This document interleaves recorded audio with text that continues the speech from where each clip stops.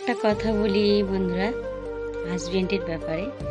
দেখবে নতুন বিয়ের পর দেখবে তোমার বর তোমাকে আঘাতের পর আঘাত দেবে।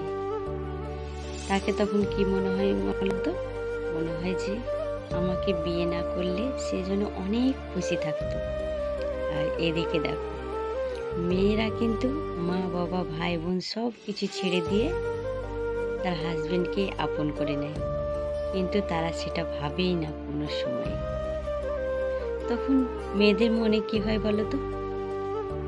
রাত্রে শুয়ে শুয়ে ভাবতে ইচ্ছা করে, কান্না করতে ইচ্ছা করে যে কি একটা আমি পাপ করে ফেলেছি, যে আমি কোনো ভুল করি না তো।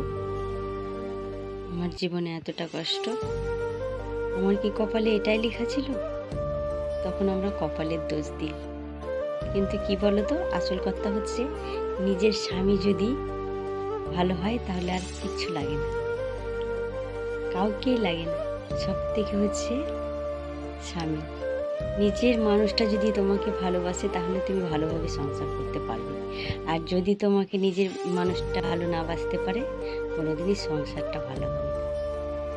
যদি কথাটা আমি সত্যি বলে থাকি তাহলে কমেন্টে অবশ্যই জানিও।